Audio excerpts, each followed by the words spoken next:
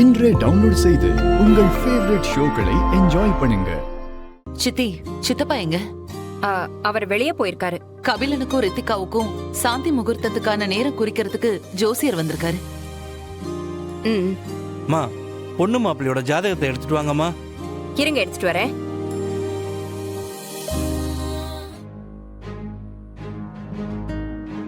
இந்தாங்க.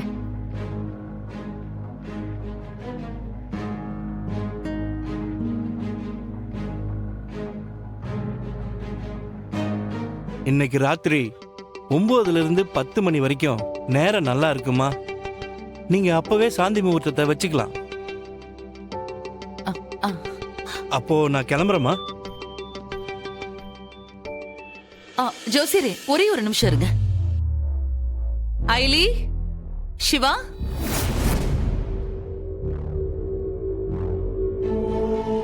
ஒரு நிமிஷம் இங்க வாங்க.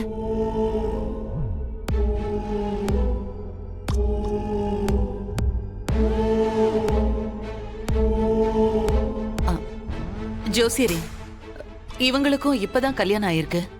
இவங்களுக்கும் சாந்தி முகூர்த்தத்துக்கு கொஞ்சம் நேரம் பார்த்து சொல்றீங்களா?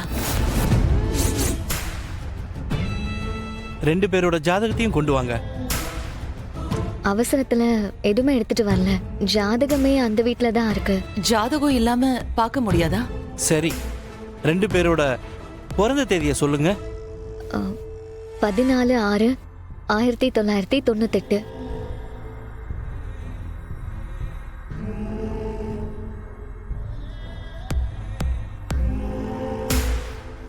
Uh, 7/1/1995. பிறந்த நேரத்தை சொல்லுமா. காலையில 5:08. நைட்டு 7:03. 7:03.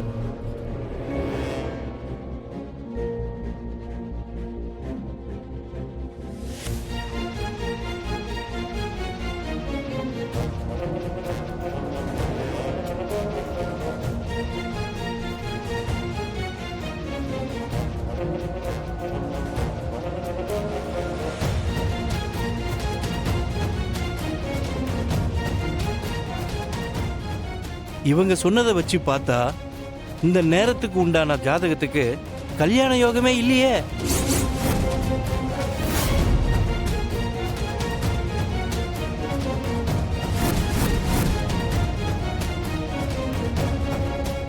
ஜோசியரே, அவங்க 2 பேரும் முறையா கல்யாணம் பண்ணிக்கல. அதனாலதான் அப்படி இருக்கும். அதான் கழுத்துல தாலியோட வந்து நிக்கிறாளே.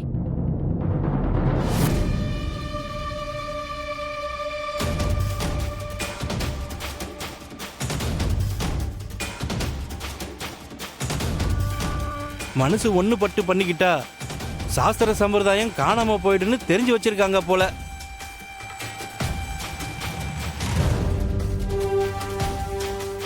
இவங்களுக்கும் அதே 9ல இருந்து 10 சாந்தி முகூர்த்தத்தை வச்சுக்கங்க. சரிங்கம்மா, அப்ப நான் போயிட்டு வரேன். சரி.